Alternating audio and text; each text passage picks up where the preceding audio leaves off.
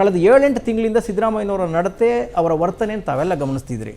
ಅವರು ಮೀಡಿಯಾದವ್ರನ್ನ ಅಕ್ಷರಶಃ ದೂರ ಇಟ್ಬಿಟ್ರು. ವಿಧಾನಸೌಧದಲ್ಲಿ ಟಿವಿ ಚಾನೆಲ್ಗಳ ಎಂಟ್ರಿನೇ ಬೇಡ ಅಂತ ಬ್ಯಾನ್ ಮಾಡಿದ್ರು. ಇವರೆಲ್ಲ ಹೋಗಿ ಆ ಪ್ರಭಾಕರ್ ನೇತೃತ್ವದಲ್ಲಿ ಹೋಗಿ ಮನವಿ ಮಾಡಿದ್ರೆ, ಹೌದಯ್ಯ ನಾನೇ ಹೇಳಿರೋದು ಅಂತ ಉದ್ದಟತನದ ಮಾತನಾಡಿದ್ರು.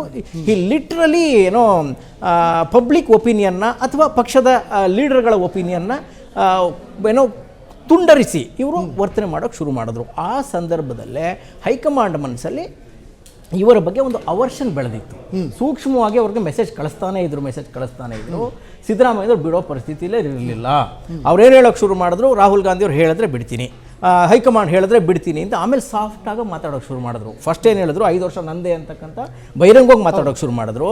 ಆ ನಂತರ ಹೈಕಮಾಂಡ್ ಹೇಳಿದ್ರೆ ಬಿಡ್ತೀನಿ ಅಂತ ಶುರು ಮಾಡಿದ್ರು. ಕಡೆಗೆ ಯಾವುದೇ ಆಪ್ಷನ್ ಇಲ್ಲದೆ, ಯಾವುದೇ ಬೇರೆ ಪರ್ಯಾಯ ಇಲ್ಲದೆ ಕರೆಸಿ ಸುರ್ಜೇವಾಲಾ, ಯಾರು ವೇಣುಗೋಪಾಲ್ ಅಂತ ಏನೋ ಇವ್ರಿಗಿಂತ ಕಡಿಮೆ ಸ್ಟೇಚರಲ್ಲಿರುವ ನಾಯಕರು, ರಾಹುಲ್ ಗಾಂಧಿ ಅವ್ರಿಗೆ ಹೇಳಿ ಅವ್ರು ಕರೆಸಿ ಅಲ್ಲಿ ದೆಹಲಿಯಲ್ಲಿ ಒಂದು ಸ್ಟೇಟ್ಮೆಂಟ್ ಕೊಡ್ತಾರೆ ಸಿದ್ದರಾಮಯ್ಯನವರು. ಕರೆದಿದ್ದಾರೆ, ಮೀಟಿಂಗ್ನ ಅಜೆಂಡಾ ಏನು ಅಂತ ನನಗೆ ಗೊತ್ತಿಲ್ಲ ಅಂತ.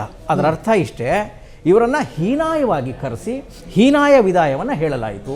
ಹೈಕಮಾಂಡ್ ಹೇಳಿದ್ರು ಬಿಟ್ಟಿದ್ದೇನೆ ಹೇಳ್ತಾ ಇದ್ದಾರೆ ಹೊರತು ನಾನು ಸ್ವಯಂ ಪ್ರೇರಿತವಾಗಿ ಕೊಟ್ಟೆ. ಕಾಂಗ್ರೆಸ್ ಪಕ್ಷ ನನ್ನನ್ನು 8 ವರ್ಷ ಮುಖ್ಯಮಂತ್ರಿಯನ್ನಾಗಿ ಮಾಡಿತ್ತು. ಬೇರೆ ಇನ್ನೂ ಪರಮೇಶ್ವರ್ ಅವರಿದ್ದರು, DK ಶಿವಕುಮಾರ್ ಅವರಿದ್ದರು, ಸುಮಾರು ಇನ್ನೂ ಲೀಡರ್ಗಳು, ಸೀನಿಯರ್ ಮೋಸ್ಟ್ ಲೀಡರ್ಗಳಿದ್ದರು. ನಾನು ಪದತ್ಯಾಗವನ್ನು ಮಾಡಿ ಬೇರೆಯವ್ರಿಗೆ ದಾರಿ ಮಾಡಿಕೊಟ್ಟಿದ್ದೇನೆ ಅಂತಕ್ಕಂಥ ಮಾತನ್ನು ಅವ್ರು ಹೇಳ್ತಾ ಇಲ್ಲ. ವೈ? ಬಿಕಾಸ್ ಹೈಕಮಾಂಡ್ ನಾಯಕರು ಇವರನ್ನು ನಿರ್ದಾಕ್ಷಿಣ್ಯವಾಗಿ ಕರೆಸಿ ಯಾವುದೇ ದಾಕ್ಷಿಣ್ಯ ಇಲ್ಲದೆ ಹೀನಾಯ ವಿದಾಯವನ್ನು ಕೊಟ್ಟಿರ್ತಕ್ಕಂಥದ್ದು.